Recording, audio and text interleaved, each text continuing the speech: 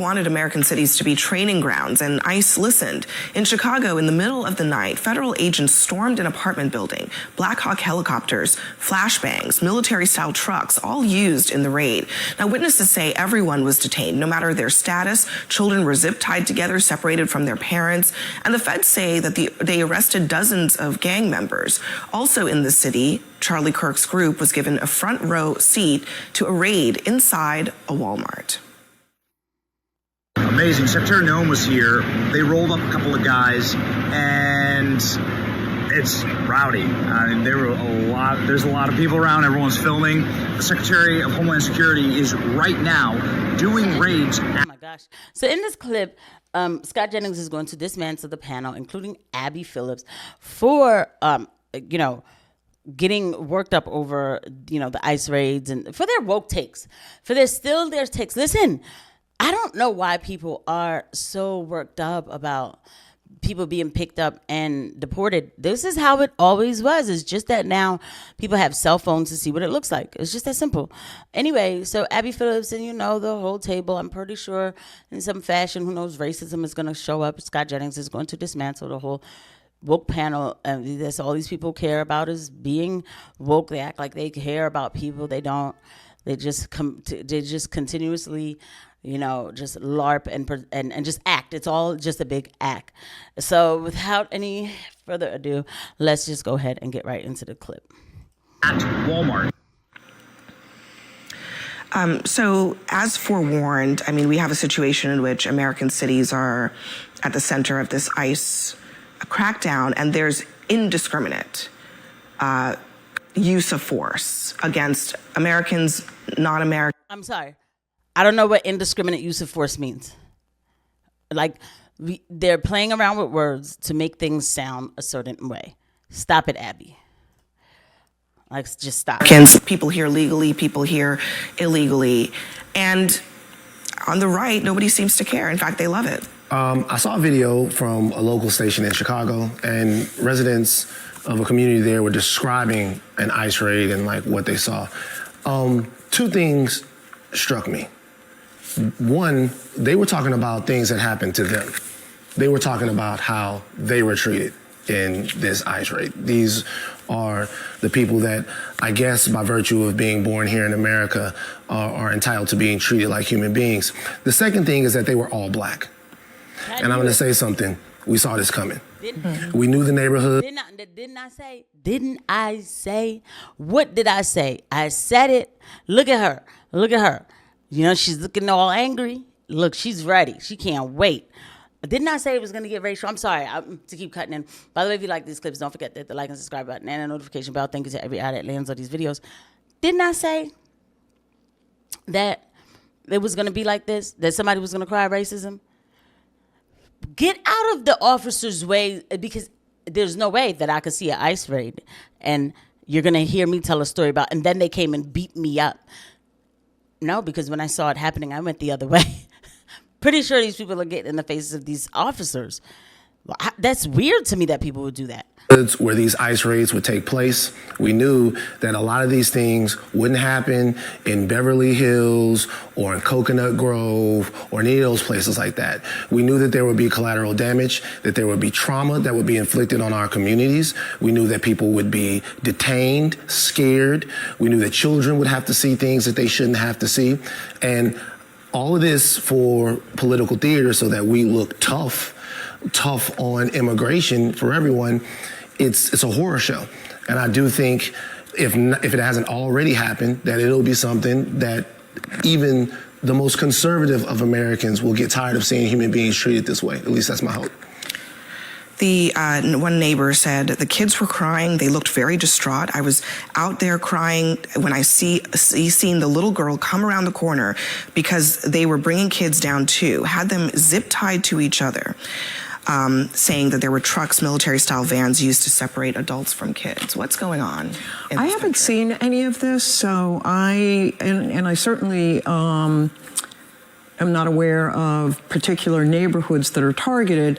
Obviously, I support them finding and arresting people who are here illegally. And in the community they're in, again, I can't justify, I haven't seen which communities that they're targeting. Well, one detail that's been left out is that they were targeting Tren de Aragua. And so Tren de Aragua is a violent transnational gang. They send illegal immigrants here to the United States. They traffic drugs, they traffic people, they commit violence. They inflict misery everywhere they go. And 37 people were arrested. That was the purpose of the raid, the targeting of Tren de Aragua, some of the most violent people in our hemisphere. And when they come here, nothing good happens. That was Okay, so if it was targeting, I don't think anybody has a problem with targeting. Right. When you clear out an apartment building and you zip tie children and you arrest and detain everyone. Scott, hold on, Scott. You and me, we're talking here, okay? If they arrest children, they arrest everyone, citizens and non-citizens, for hours, detain them, deprive them of their liberty, for no matter how long. You are fine with that. They didn't arrest children, but I didn't say they arrested them. They put them in zip ties. But if that makes a difference to you, go ahead. here's what makes a difference to me. If the federal government knows that there is a nest of Tren de Aragua in a city like Chicago, they have a responsibility. They have an obligation to go get them. It is unfortunate, to answer your question, that there are children put in harm's way by these violent gangs. But that is going to be the reality. Or is it unfortunate, or is it a violation of their rights, is the question? Because, I mean, in this country, we have rights against searches and illegal searches and you're suggesting these children should be effectively human shields for Tren de Aragua, and I don't agree. I'm asking, hold on, I want to make it clear. I know that Tren de Aragua and gangs and whatever, it's a catch-all to treat people however you want, to go in there and shred the Constitution or whatever else it is that you want to do. What I'm asking you is this. Do you think that children should have been zip-tied and pulled out of an apartment complex and traumatized like that? Yes or no? I don't think children should be put in harm's way by a transnational gang. Just answer the question. Yes or no? Do you think that children... I don't accept the premise of your question. I'm asking you... The government's not putting children in harm's way. Tren de Aragua... Real calm now. Real calm. Like they're the ones putting children in harm's way. Gentlemen and gentlemen, we have a responsibility for the way we treat people with the power that we have here in America. And we have a standard that we should treat human life with. And I'm asking you very clearly, concisely, should children be treated that way? Does Scott Jennings like that? I don't accept the premise of your question. All right, cool. I don't believe that the premise of your question is accurate. I would ask you back. Should children be allowed to live in an apartment building with Tren de Aragua? Should the entire community of Chicago have to live with Tren de Aragua because they hide behind these children? But here's the thing. That's my question. I think the answer to that is clear. No, they should not be put in harm's way. But the difference is in this situation is I don't want to be Tren de Aragua. I don't want my law enforcement to act like Tren de Aragua. That is the distinction. Do you just want to leave it and say, well, they have kids in there, let's just move on? No, but can't law enforcement figure out a way? I don't think this is the first time children have been in an environment where dangerous people have been around them. And I'm most certain that in most of those circumstances, those children aren't zip-tied and carried out like animals. The problem with this clip, sorry guys, it's annoying because now I can't even go back to the clip at hand. Hold on. It's so dumb, like... it's just to be able to... Donald Trump wanted... No. Yeah, we're not doing that. I just want to be able to, at least get a look of the panel while I'm talking to you guys. I want the whole panel. Like, why is this so hard? I don't understand. Why is this so hard? I'm sorry. All right. This guy right here is annoying. This guy right here makes me understand why people feel the way they do about a group of people. I'm serious.